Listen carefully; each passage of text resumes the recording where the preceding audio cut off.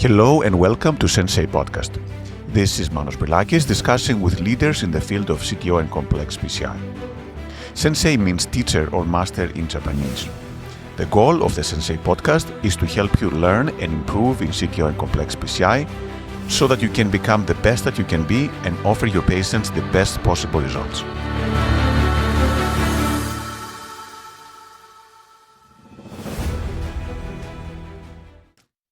Hello, everyone, and welcome to Sensei Podcast. It is my great pleasure to introduce our guest today, Dr. Rajan Patel from the University of Virginia. He was for several years in Osner before becoming the head of interventional cardiology and the fellowship at UVA. Great friend, great operator. Raj, thanks again so much for joining us this morning. Well, thank you very much, Manos. It's a privilege to be here with you.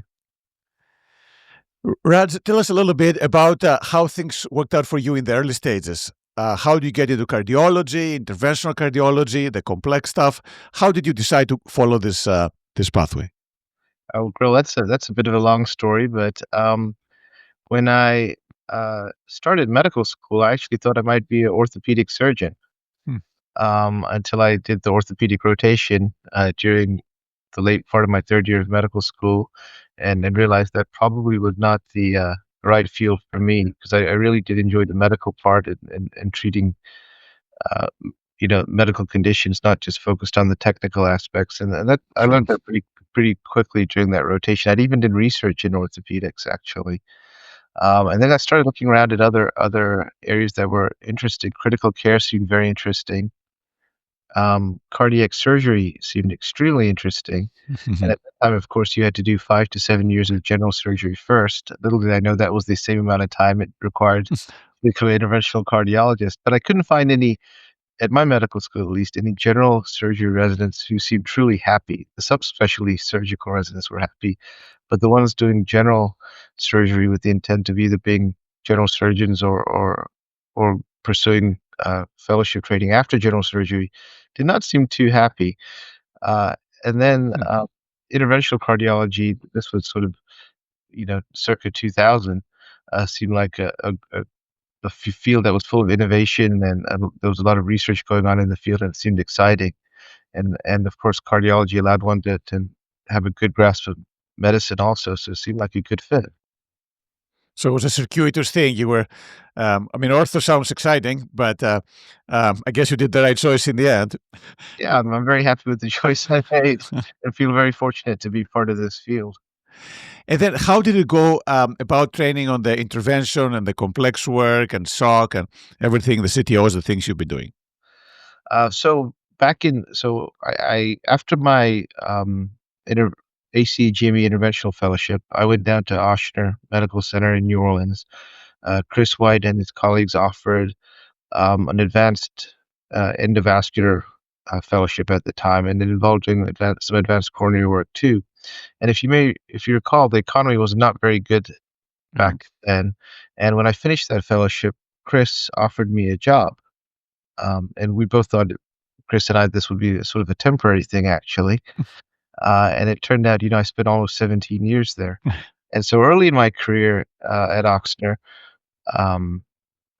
specifically around 2012, so I finished the fellowship in 2009, and then around 2012, my senior partners were getting heavily involved in various aspects of the then burgeoning field of structural and valvular, percutaneous valvular therapies. And Chris asked me to develop the chronic angina program. And initially I thought, Chris, you're giving me the back pain clinic of cardiology. But he's, has this wisdom in what's going on with cardiology that I don't know anyone else who quite has that foresight. Maybe Jeff Moses and Chris.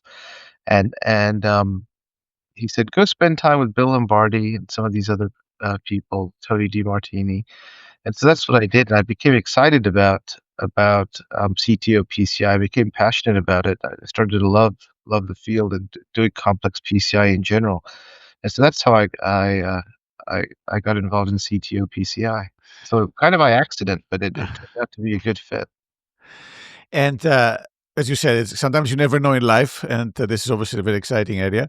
How did you actually learn? Did you go and work with them? Did you go watch them? Did someone come and help you out? How did you actually build the program and the skills that you have? Yeah, all of the above, because at that point, there weren't any formal CHIP fellowships, of course. And so I started attending courses. The first one I remember vividly was a SCAI course in Atlanta, and it was put on by the folks at Piedmont. And then Bill was there, Tony was there, Craig was there, Aaron was there, and I was in the audience listening to these people talk about what they were doing and how they were developing this thing that they called the hybrid algorithm. And it seemed really exciting, and not only for doing CTO PCI, but the skill sets that they were demonstrating and talking about seemed like they're very applicable to making one a better operator in PCI in general. And so uh, after that course, I was all in, and so then I started spending time at any course I could get to. I spent a fair amount of time, a lot of time actually, up in Seattle with Bill. I spent time at Cedars with Dr. Dohad and Wyman. And then a bunch of people proctored me. In fact, my first proctor was Craig Thompson before he joined Boston Scientific. So Craig is originally from Mississippi, and he told me he was happy to come to New Orleans and proctor me. And all the people I've mentioned had come at some point to New Orleans to help proctor me. And then, of course, reading vociferously everything I could read about CTO PCI was part of this journey. And then watching people do cases at conferences, watching all of your YouTube um, videos, of course, and reading textbooks such as yours and other people's really have helped me. And it's a journey, right? It's not a destination. So we're always evolving, learning from each other. And Absolutely, that's absolutely, yeah. where I am today. Well, couldn't agree more. And I guess it's in a way it was a good thing that you had the mandate to create the program, because some people have difficulty convincing the administration that, hey, a program like this is needed. But in your case, it was nice that you're actually given this area to develop and create it. Yeah, it really, Chris had the foresight to realize this was going to be important, and he sent me to go build a program. And then how did it go with the lab? Some of those cases, as you know, can be a little prolonged, can have complications. How people were okay with it? How was the approach of people? Did you have to convince people, or they were supportive? How did it go?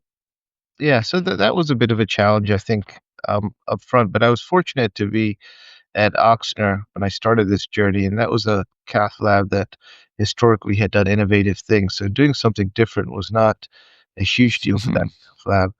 Obviously, no one wants complications. And when I started this journey, I partnered up with Ty Collins, who had been at Oxner since the 1980s, very senior interventional cardiologist. And Ty has been and remains one of my closest mentors. And so initially we double scrubbed these cases together. We would discuss the cases together beforehand, and we talk about them afterwards. And so it was really good to have him there. Um, Mhm. so that helped because he had been there for so long. That helped sort of uh, make things go much smoother with the cath lab. Having a senior partner when you start something like this who's been in that lab for a long time and has a lot of influence in the lab can be very useful. And then Wonderful. as I develop relationships with Bill and others, I keep Bill on speed dial when I do CTO PCIs still to this day, because when I find myself in a situation that I'm not sure what the solution is, or what maybe the best or safest solution is, mentors like Bill have always been there. They pick up right away or call me right back. And so it's been a great experience. Wonderful. And again, you create a great program, and there's not that many in the south part of the US. So actually, there was a great opportunity for people who had this need, and lots of coronary disease in New Orleans to date. Now, how about your approach to when things don't go well? Always we talk about everything goes well, everyone's happy, but then things in this area, especially, are not always perfect. So, do you get depressed, anxious when things don't go well? How do you approach this?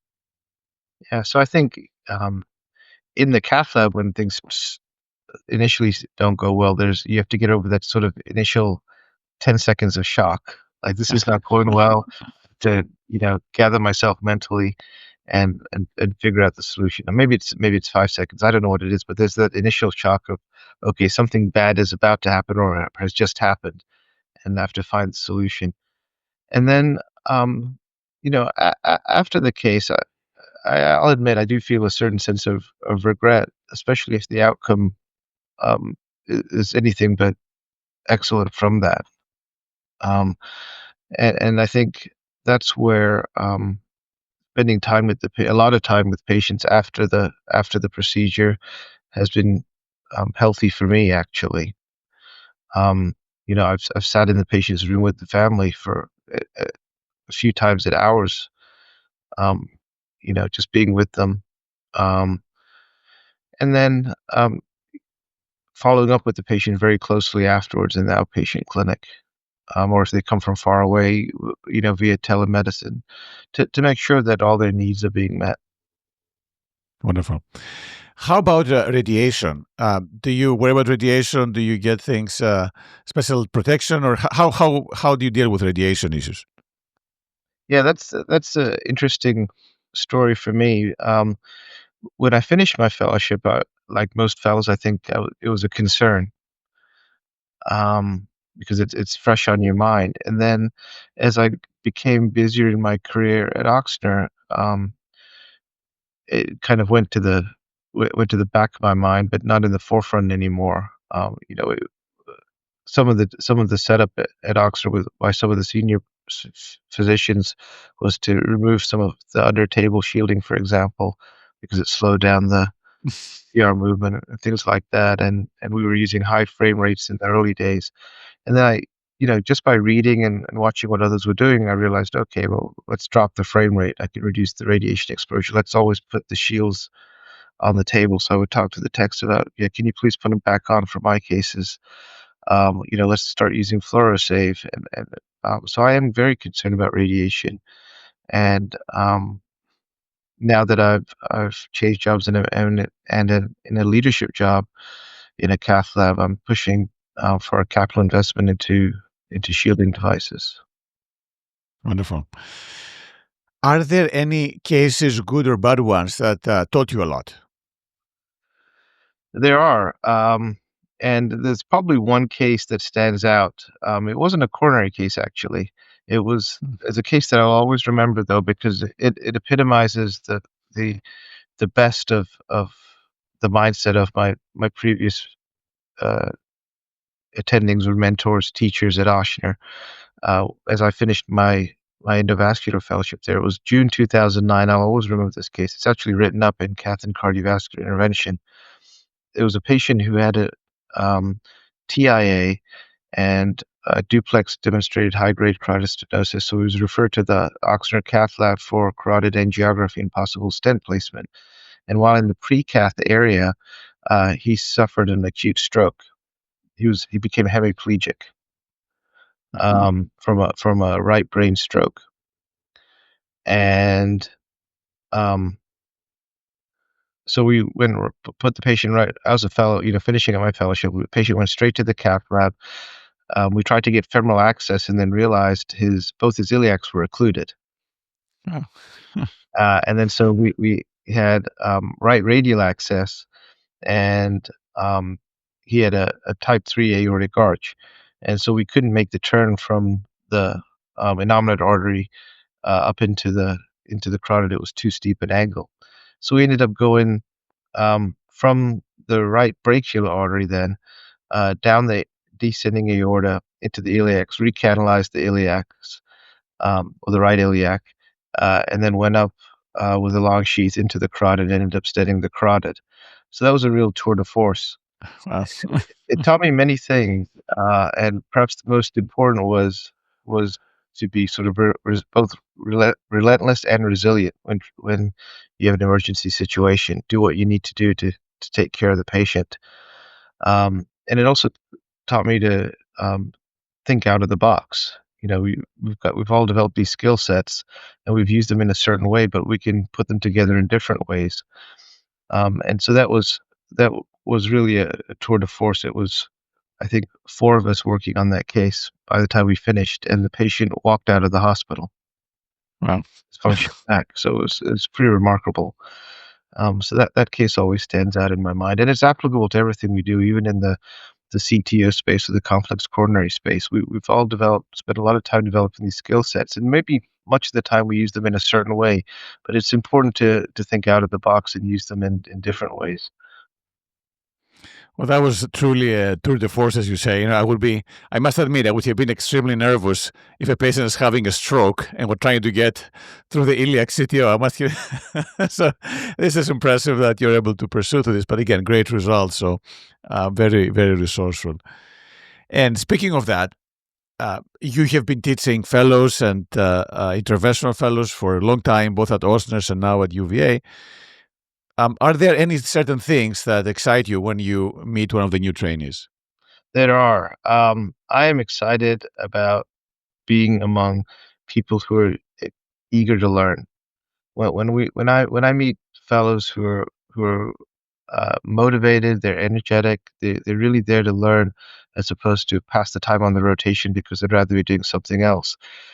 Um, these are the fellows that get me excited. I'm happy to spend time with them in the Cath lab, to review cases beforehand, afterwards, address any questions, help them with presentations or getting research projects going.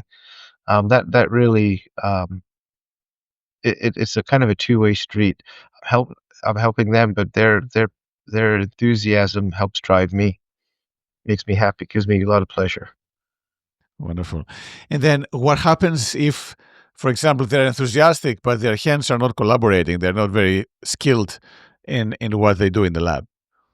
Yeah, that's always an interesting scenario. And I think under those circumstances, we have to take a close look at the individual one-on-one private conversation and see, is it something that can be remedied? And if it can, then I think then it's time to have an honest conversation about, um, you know, what is it that you enjoy professionally, and these are the current limitations, and what can we do to help you find a fulfilling career that you'll be successful at? Wonderful. And then you've been a program director for the interventional. Have you seen a change in personalities, change in attitudes over time? There's been quite a change. And one thing I sometimes wonder though is this change sort of the natural change that always occurs, and the previous generation saw that in our generation, and we're seeing it in the next generation, or is this something? Is this a new phenomenon that's going on? The answer to that question, I don't know. But the reason I reflect on it that way is sometimes some of the things I hear people sort of our age saying are some of the same things that I used to hear the people who trained us say about some of our generation. So I don't know if it's just the natural progression, but but there is certainly, I think, now more an emphasis on taking care of each other and taking care of ourselves, which was not there before. Um, when I was a fellow, and you also, I imagine, the mentality was really you do whatever it takes to get the work done, and nothing more important than the work. And now there's more of an emphasis on wellness, which I think is probably a change in the right direction. Not just in terms of work hours and things like that, but also, as you mentioned before, when untoward things happen in the cath lab, that can be quite dramatic. It used to be all right, Sure. it's time to get back on the saddle and get on to the next case, as opposed to let's have a sort of after action review. Let's brief what happened, how to prevent it, and what could we do better next time, and how are you coping with it? Sure. And of course, now there are work hour restrictions. There are many, many factors, but you're right. Well, maybe the next generation will say the same about the current generation. Who knows? Who knows? Yeah. Uh, but Raj, tell me a little bit. So obviously, you do so much work in terms of teaching, all the clinical work, administration, education. How do you balance all this out? Are there certain things that you do that keep you in good shape? Yeah. So, no pun intended, but working out, I think, is very important. Um, a long time ago, maybe a decade ago, at the Emory SEC meeting. at the faculty dinner, I happened to be just by accident sitting next to Dr. Douglas, and he was in his late 70s or early 80s at that time, and he was still working. And I asked Dr. Douglas after a few glasses of wine, "How do you keep doing this? I see so many people who, you know, respectfully at your age have because of various physical issues had to stop working." And he said that ever since he was a fellow at Emory back with Grunzig, he did I think he told me 100 crunches and 100 push-ups every day. And so, but the point I think it was well taken that taking care of yourself physically um, helps, especially when we're wearing, close to 20 pounds of lead most days a week, is important. But also mentally, I think, for me at least, working out is a great stress relief. It's a way to clear my mind. And then also having hobbies or interesting things to do outside of medicine is important for me. I became a pilot. I enjoy flying or reading and studying about aviation if I'm not actually flying. And then also, perhaps most importantly for me, family time is very important. Really keeps me grounded, reminds you of what's truly important in life. Um, you know, all these large institutions where we work will go on, and probably I think they say 3 years after you leave, no one will remember your name there.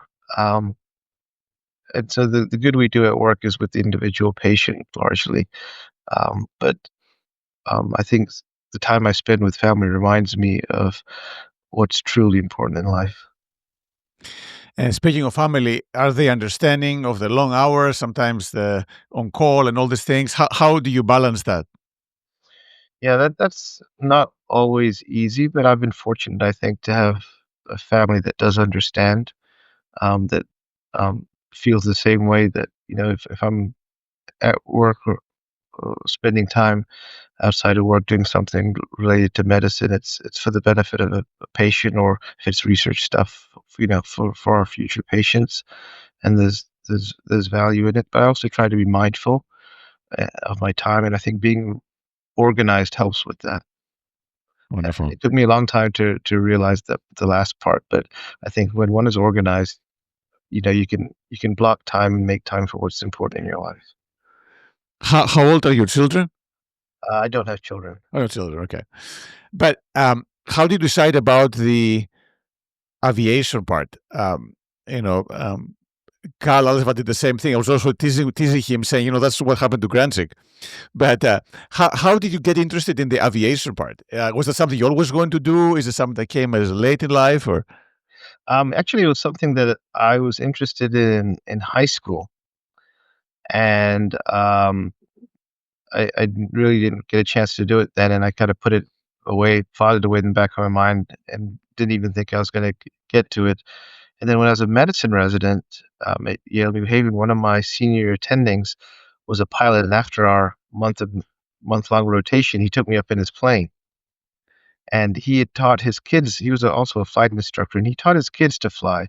And he said, "I can tell you like this, you enjoy this, but I'll give you one piece of advice: don't uh, embark on a journey to become a pilot until you have time to dedicate on to do this." So then I filed it away again, and then went through fellowship and started working as an attending at Oxner, and then COVID hit, Hmm. and everything was closed down, and the cardiologist down there at the time during the first wave of COVID, we were working 12-hour um, COVID ICU shifts. And you went to work, you came home when everything was closed, of course, so there's nothing else to do. So I started doing the online training for that to become a pilot. It's all online. And then once I became vaccinated the following year, I started doing the practical stuff. And I took sort of my philosophy about that I bring to work professionally as an interventional cardiologist to flying, in that when I learn something, a procedure in the cath lab, I want to be proficient at it. I don't want to just know it, right? And I told my flight instructors at the flight school, I don't just want to be able to pass the exams. I want to be truly proficient. So it's not a matter of will I pass the exam or not. It's, will I know it really well. And as such, I defer taking the exams till the minimum number of hours you need of training in plane training is 40 hours. I didn't sit for the exams till I had 120 hours because I really wanted to Nice. make sure I mastered the skills. And then after that, I didn't stop. So then after getting my private pilot's license, I decided I want to pursue instrument training. So if I ever do Mhm. find myself in the clouds, I can take care of myself and whoever's with me. All right. So you want to take it to the next level, like the work part, to the complex stuff. Continue to evolve. That's There right. you go. There you go. No, and this is always a characteristics, right? People want to keep on learning and improving and getting better. But do you get enough rest? How many hours do you sleep every day?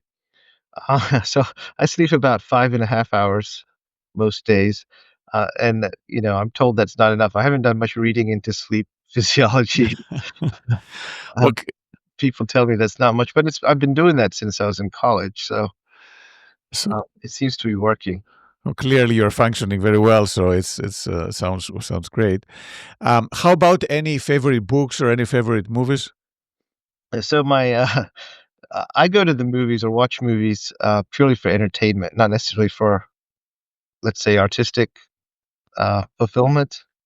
So my one of my favorite movies is Happy Gilmore. I like all the Adam Mhm. Sandler movies. That's why I watch movies for entertainment. How about the book?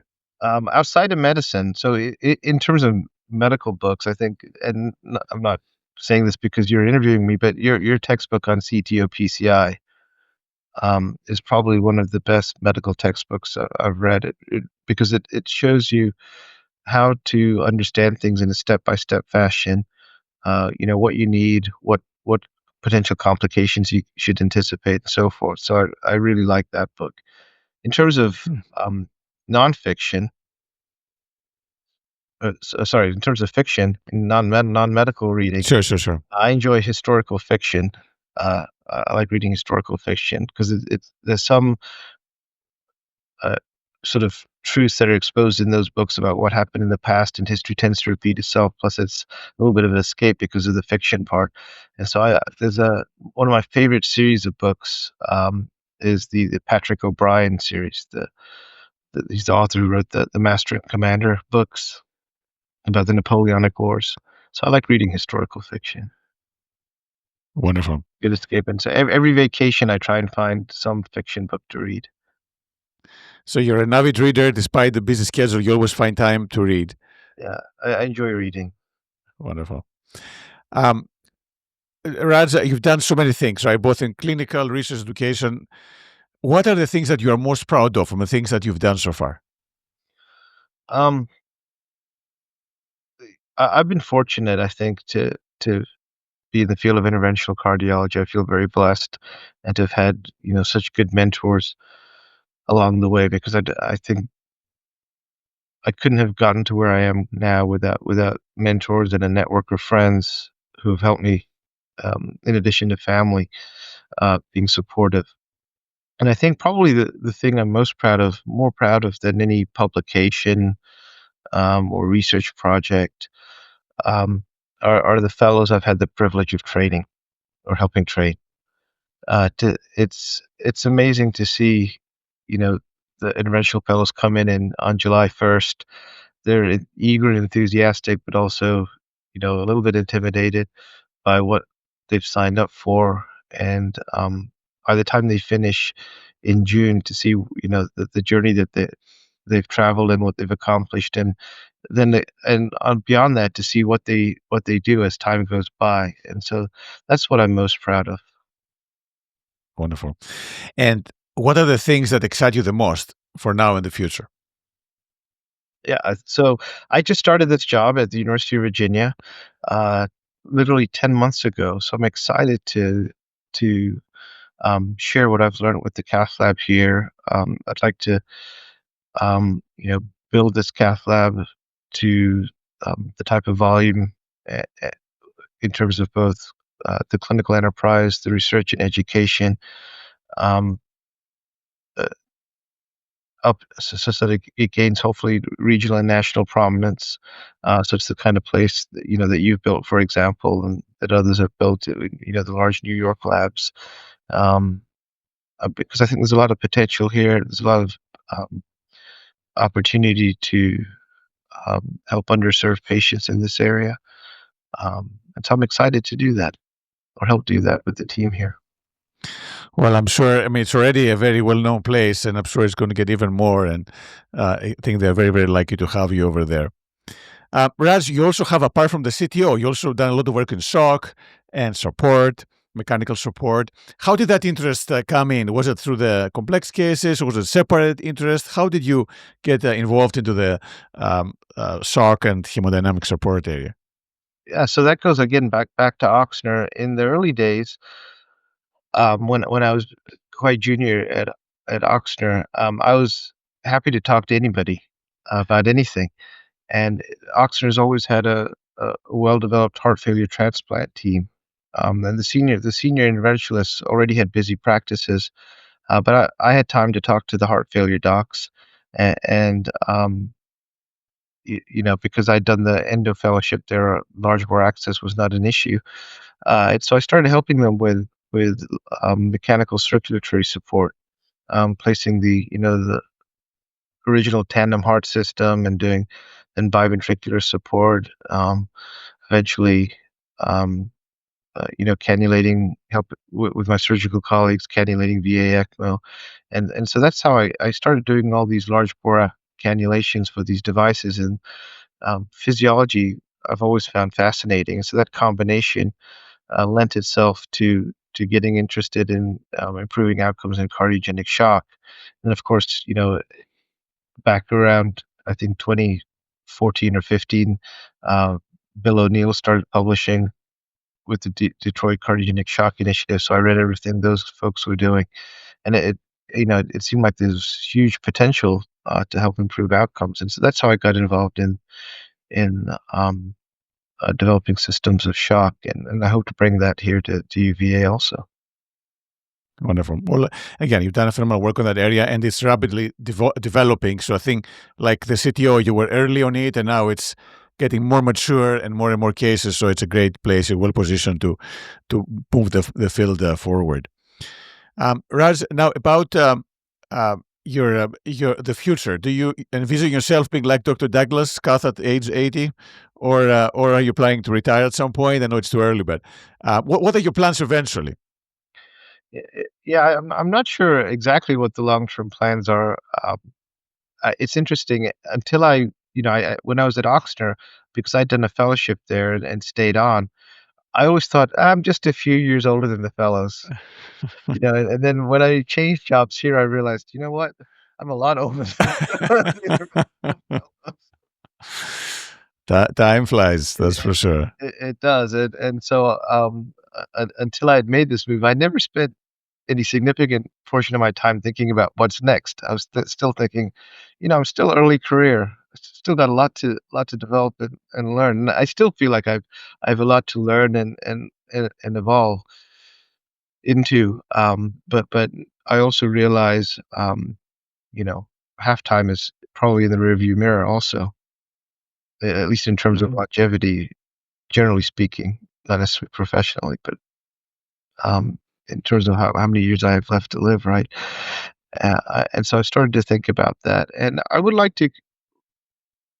I wouldn't want to be in the cath lab or in clinical medicine beyond the point where I'm no longer proficient at it.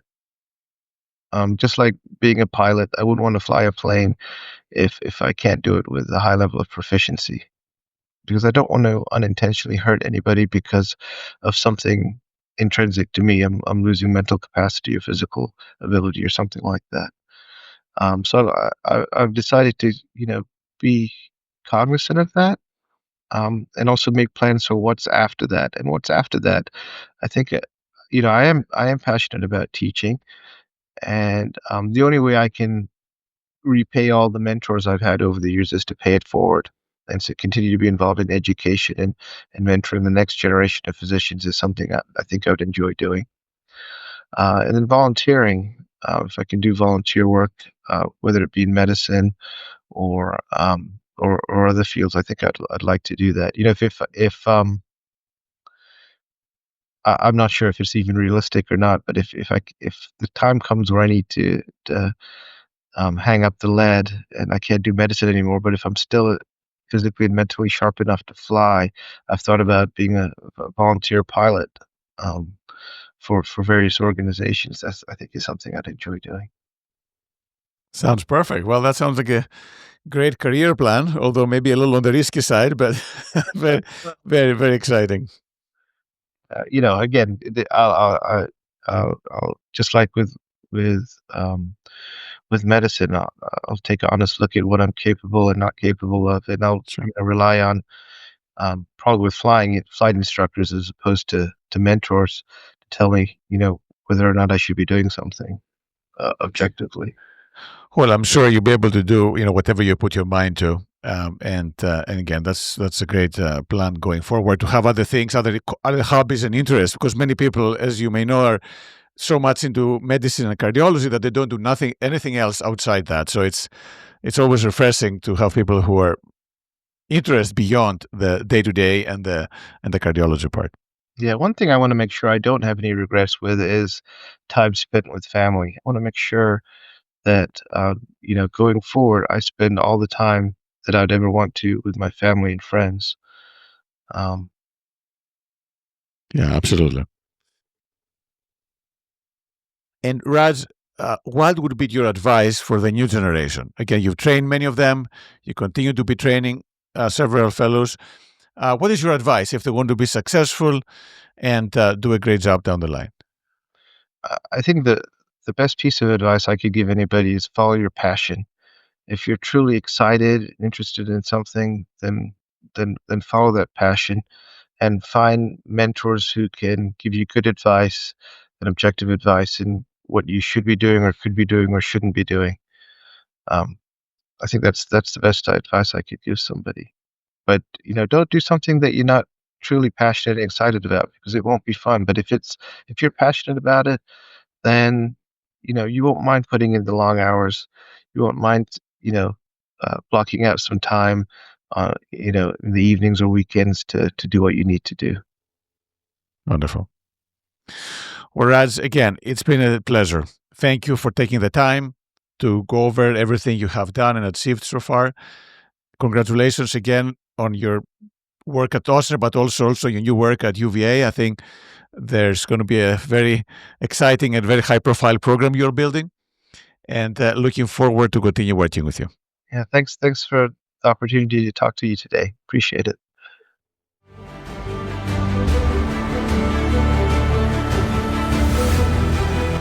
Thank you for listening to the Sensei podcast.